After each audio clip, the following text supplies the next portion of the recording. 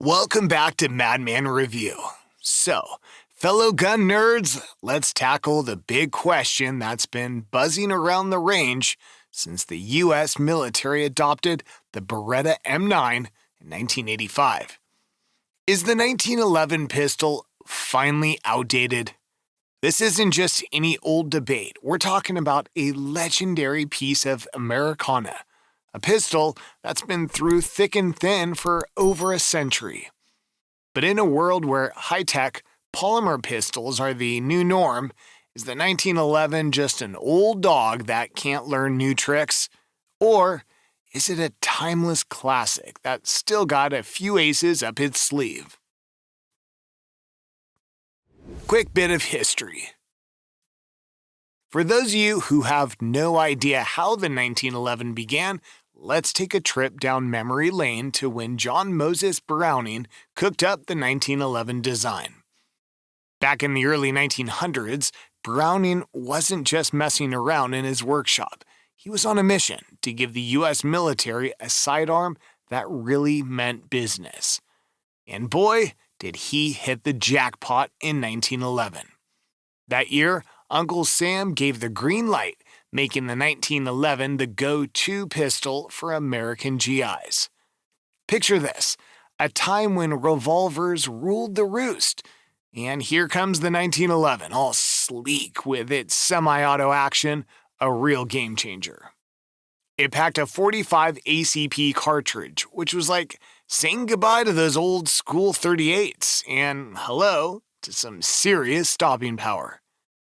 Browning even threw in a grip safety so it wouldn't go off unless you had a firm grip on it. Plus, a manual safety for extra peace of mind. This bad boy wasn't just for show. It strutted its stuff through the trenches of both world wars, proving it could take a beating and still come out firing. It became more than a gun. It was a symbol of American grit and smarts. Fast forward past 1985, when it officially retired from military service, the 1911 didn't just fade away into history. Nope, it's still a big deal among cops, competitive shooters, and anyone who appreciates a classic. Sure, there are newer, flashier guns out there, but the 1911, it's like that old rock anthem that never gets old. True classic in the world of firearms. Mag capacity, the 1911's Achilles heel. Let's talk about the original 1911 chambered in .45 ACP and its not-so-big magazine. Back in the day, John Browning's brainchild came out swinging with a magazine that can hold 7 to 8 rounds of .45 ACP. For its time, this was a pretty standard issue. The logic was simple. The .45 ACP packed a punch, so who needs even more rounds, right?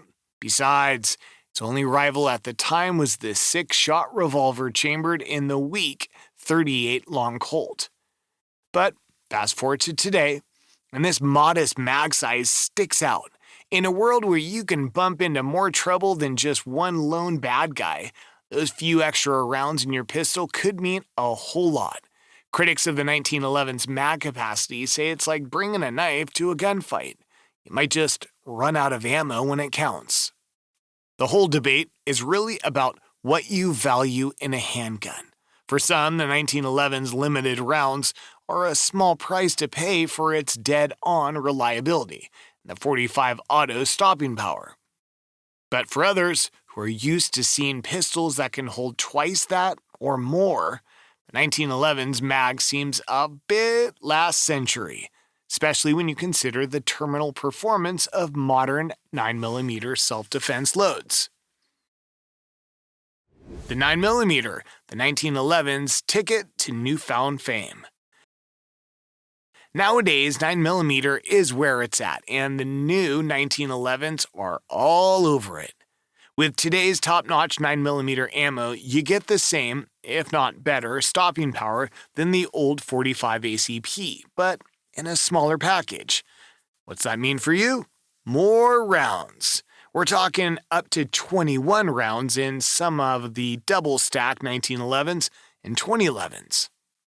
This isn't just a minor tweak. Yeah, it's a game changer. Since the FBI went back to 9mm in 2015, the gun world's been buzzing about higher capacity pistols, and the modern 1911s, they're leading the charge, showing that this century-old design still has some tricks up its sleeve. Enter double-stack 1911s. Now, as far as modern 1911s, more is better is the name of the game. The old-school 1911s with their single-stack mags and 45 ACP chambering, they've had a serious upgrade. You see, back in 1982, this guy, Virgil Tripp, got into making custom 1911s for the competitive shooting crowd. Fast forward to 1993, and this engineer named Sandy Strayer hops on board at Tripp's place, Tripp Research. Together, they cook up this slick, modular, high-capacity 1911 frame. They put the final touches on the patent for a hot new competition pistol, the 2011, in May 1994. Meanwhile, in Toronto, Canada, back in the late 80s, Para-Ordnance started selling these high-capacity conversion kits for the classic M1911A1 pistols. These kits came with a beefier frame that would handle a double-stack mag, bumping up the 1911's usual 7-round capacity to a whopping 14. Plus, they tossed in a new trigger assembly to fit the updated, wider grip frame. These kits were a hit, and by 1990, Para-Ordnance thought, why not, and jumped into making their own full M1911 pistols. Back to Virgil Tripp, he decides to give Sandy Strayer half the business in co-patent rights. So they rebrand to Strayer Tripp International, or STI for short. But then, plot twist, in June '94, Strayer pieces out and teams up with his top-notch shooter and gunsmith, Michael Voigt. They kick off Strayer Voigt Incorporated, also known as SVI, and start pushing their stuff under the Infinity Firearms label. STI, not to be left behind, flips their acronym from Strayer Tripp International to Science, Technology, Ingenuity. In 2016, the patent on STI's 2011 modular grip runs out, and suddenly everyone wants a piece of the action. Now there are companies like Atlas Gunworks, Nighthawk Customs, Bull Armory, and just this year, Cabot Guns, jumping into the game, churning out their own versions of the 2011 pistols. As for Para-Ordnance, fast forward to 1999, and they roll out the double-action-only LDA modification. Then there's their P1445.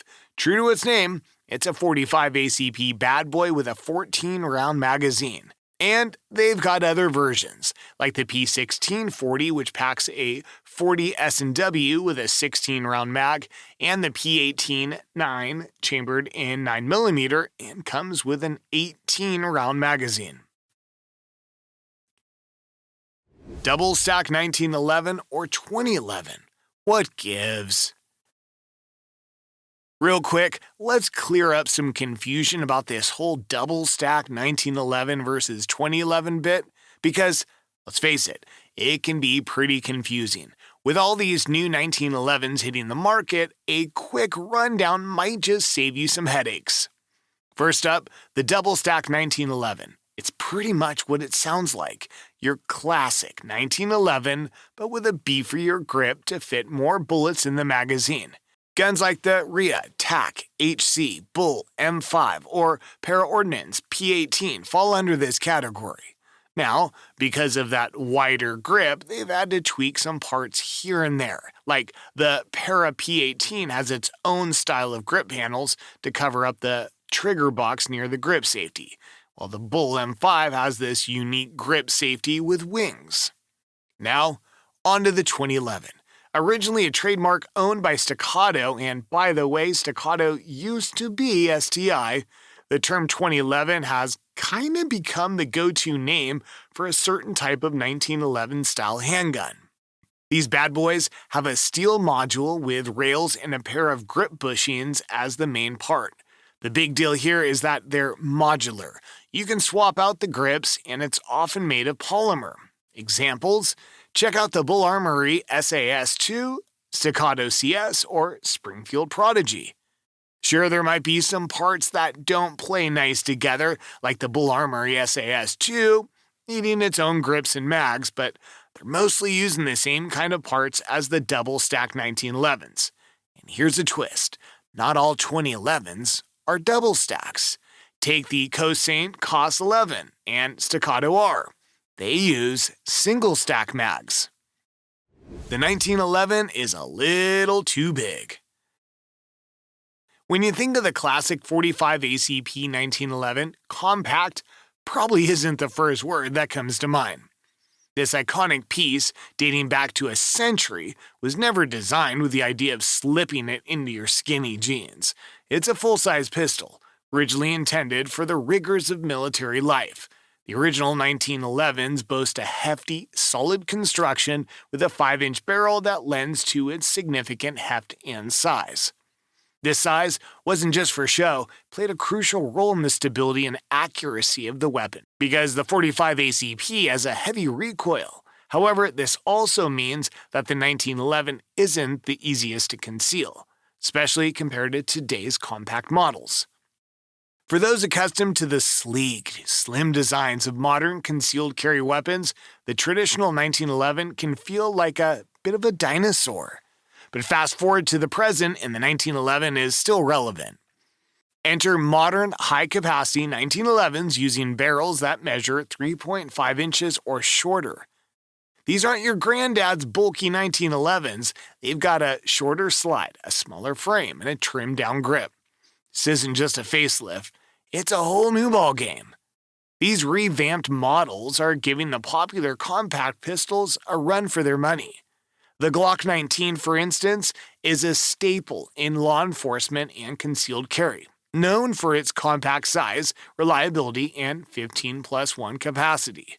A Staccato CS stacks up pretty well against it. It's practically the same size, but packs a punch with its 16+1 capacity. The 1911 is clunky. The original 45 ACP 1911 is a testament to robust engineering, but its all-metal design comes with one major downside: weight. Weighing in at 39 ounces when empty with a magazine, the 1911 is a heavyweight compared to today's more lightweight pistols. The solid steel frame and slide, while offering durability and a certain heft that some shooters appreciate, make it less ideal for situations where agility and ease of carry are paramount.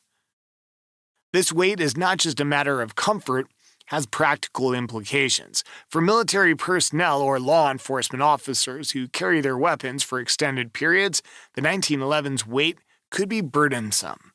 For concealed carry enthusiasts, the hefty frame could prove challenging to conceal effectively or carry comfortably for long durations. Despite its heft, the 1911's all-metal construction has been revered for its reliability and longevity. The weight contributes to stability when firing, reducing recoil and enhancing accuracy. Nevertheless, in an era where the trend is towards lighter, more versatile firearms, the traditional 1911's weight could be seen as a significant disadvantage, especially for those who prioritize ease of carry and handling. Modern 1911s have undergone a significant transformation, particularly in their construction. One notable advancement is the use of lightweight aluminum for the frame and polymer for the grip, which dramatically reduced the weight of modern 1911s compared to their original all-steel predecessor. An example is the Bull Armory SAS2, a modern 1911 variant, which weighs about 15 to 16 ounces less than the original Colt M1911, demonstrating a substantial reduction in weight, making the modern 1911s more versatile and easier to handle, especially for extended periods.